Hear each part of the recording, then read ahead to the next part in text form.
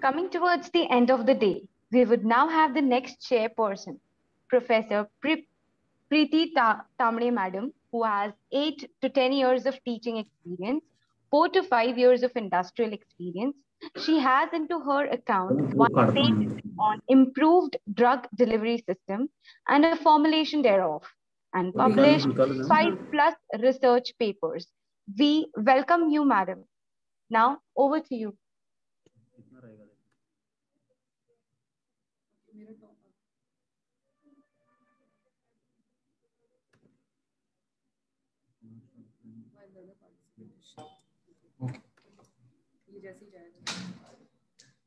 Thank you. It is my great pleasure to welcome Dr. Abhilasha Sampagar, our next speaker for today.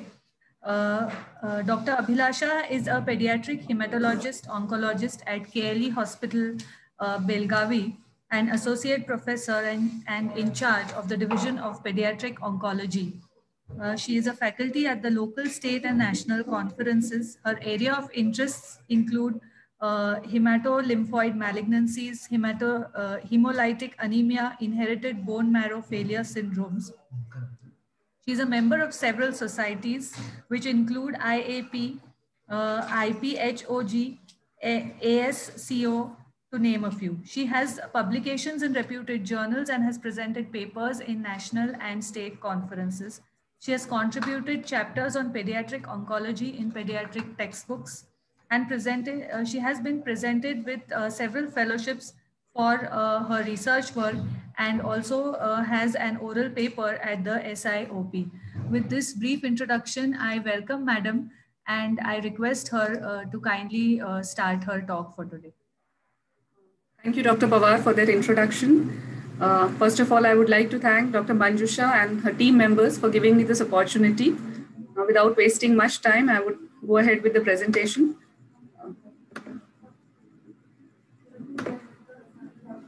My slides are visible?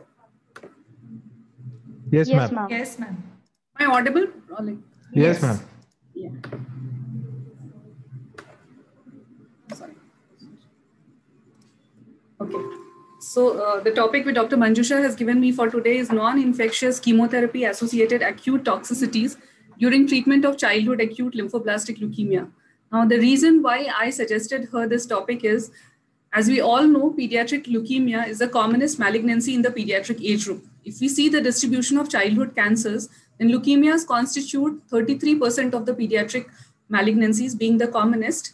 And the next is CNS tumors, followed by lymphomas, that is Hodgkin's first and then non-Hodgkin's lymphomas. The other solid tumors are rare in the pediatric age group. So I wanted to address the chemotherapy related toxicity issues in children who are being treated for leukemia. Now, if we see the distribution of childhood leukemias, 75% is constituted by acute lymphoblastic leukemia, which is a topic for today. And this is followed by AML, which constitutes 20%, and CML and myelodysplastic syndromes are rare in the pediatric age group. Now, the treatment of pediatric acute lymphoblastic leukemia is the greatest success story in the history of cancer treatment, especially in the treatment of childhood ALL. If we can see this image, way back in the year 1960s, pediatric leukemias were considered to be fatal.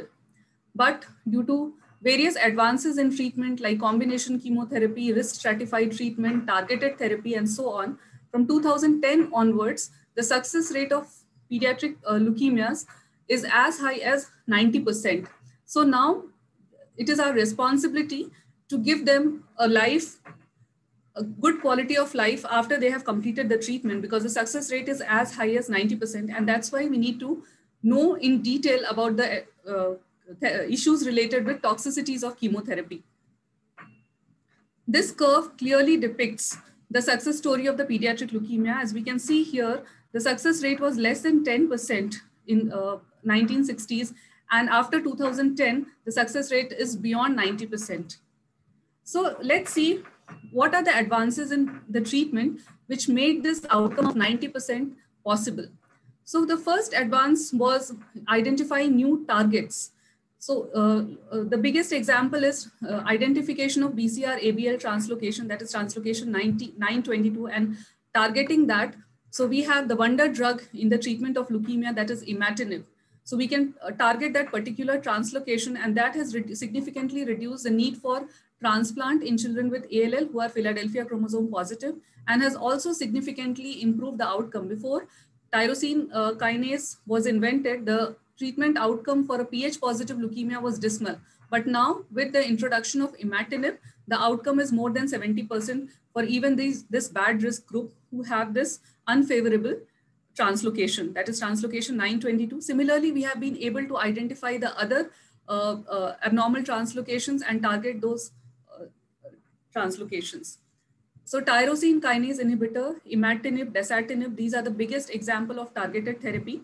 Now we are also able to identify the more high-risk disease groups like ETP-ALL. So ETP-ALL is early precursor acute lymphoblastic leukemia. These patients have they were thought to have poor prognosis and they require more intensified treatment. So now with the advancements in the identification of these high-risk groups, we are able to risk stratify the treatment. Children who do not fall into these high-risk groups, they are given very minimal chemotherapy and they do not face the consequences of chemotherapy toxicity, and thus the morbidities and mortalities related to chemotherapy toxicity has come down. And at the same time, we have identified those who are high risk and we give them more intensified, that is high risk chemotherapy, thus improving the outcome. Now, this is the most talked about thing, the most recent advance in the treatment of leukemia, which is going to bring a revolution in the treatment of leukemia, that is the immunotherapy in the treatment of leukemia. So CAR T-cell therapy, that is chimeric antigen T-cell receptor therapy, is one of the most recent advance in the treatment of leukemia.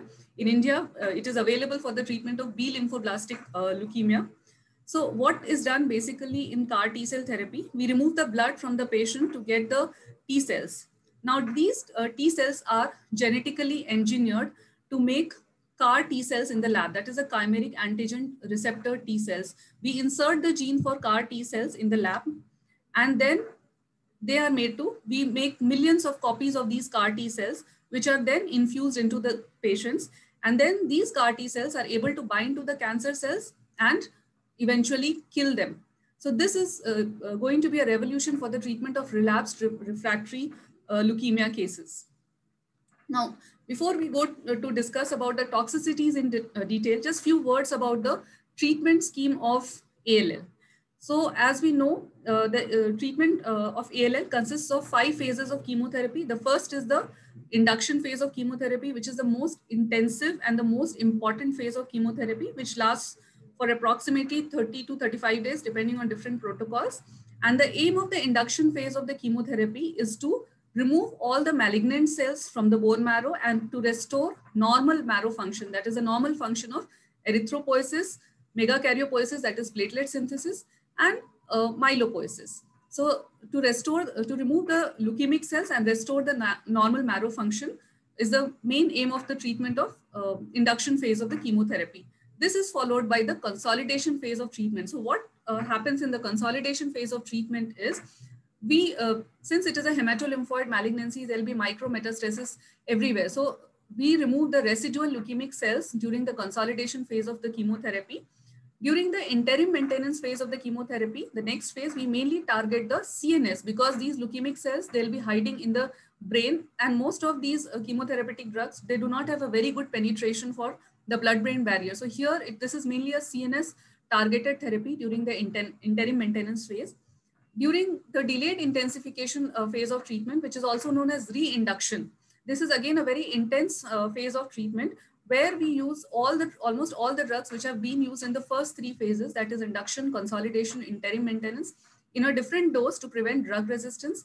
And the final phase, that is a maintenance phase. This is the longest phase of treatment, which lasts for almost 2 to 2.5 years, depending on different protocols. So during this maintenance phase of treatment, we give only oral chemotherapy to the patient, that is 6-mercaptopurine and methotrexate. And once in 3 months, we give intrathecal methotrexate. So we have 8 such cycles, 8 to 10 such cycles, and each cycle consists of 3 months. So the overall duration of maintenance phase of treatment is around 2 to 2.5 years. So the total duration of ALL treatment is around 3 years. It's a marathon treatment, but then the outcome is very good. So as I was telling about the different phases of treatment, so the different drugs which are used in the different phases of treatment are, so as I said, the induction phase where we aim to attain complete remission. So we use the drugs, the steroid is a backbone of treatment. If it is B lymphoblastic leukemia, then we use prednisolone. And if it is T lymphoblastic leukemia, which is a more aggressive disease and presents with bulky lymph nodes and bulky huge hepatomegaly and splenomegaly, and they're likely to be CNS positive. So in T lymphoblastic leukemia, the steroid of choice is dexamethasone because it has a better CNS penetration. The other drugs are vincristine, which is given once in a week, depending on different protocols and the different risk strata. So if it is high risk group, then doxorubicin, that is the anthracyclines. There are 4 anthracyclines which are given at weekly interval, doxo or daunorubicin. And if it is intermediate risk group, then we give only 2 doses of daunorubicin. And if it is a standard risk group, then we can avoid anthracyclines. So the total duration of the induction phase of chemotherapy is 4 to 6 weeks, depending on the different protocols. The consolidation phase where we eliminate the residual submicroscopic cancer cells. So here the main chemotherapeutic drugs are cyclophosphamide, cytarabine and 6-MP forms the backbone of the consolidation phase of chemotherapy. And then this is followed by interim maintenance phase, which mainly consists of methotrexate. So if it is a high risk ALL, we give high dose methotrexate. If it is intermediate risk or standard risk, then we give something known as Capizzi regimen, where we start with a very low dose of methotrexate, that is 100 mg per meter square. And then we go on escalating the dose depending on the patient's tolerance. And then in the reinduction phase, that is also known as delayed intensification phase of chemotherapy, here we use all the drugs which have been used in induction and consolidation. So here the treatment consists of vincristine, L-asparginase, doxorubicin, cyclophosphamide, cytarabine, everything. And then comes the last phase, that is the maintenance phase of chemotherapy. This is to remove the residual leukemic cells, stem cells, and to decrease the relapse post-treatment. So here we use 6-mercaptopurine, methotrexate. In some protocols, like the BFM protocol, we also have intermittent pulses, once in a month pulses of corticosteroids and vincristine, and the duration is 2 to 3 years long. And unfortunately, if there is induction failure, if post-induction the patient does not go into remission, then we risk stratify the treatment. Or if there is a complete induction failure, and if the patient is a high risk, like Philadelphia chromosome positive or other high risk factors, then we counsel them to go for bone marrow transplant. So now coming to our main topic, that is chemotherapeutic toxicity in leukemia. So I'll be dealing mainly with the non-infectious toxicities, although the commonest toxicity is infections, which in itself is a very big topic. So all of us know that cancer chemotherapy leads to severe myelosuppression, and that results in fulminant infection if not taken care of, if all the aseptic precautions are not taken care of. And the risk of febrile neutropenia or infections is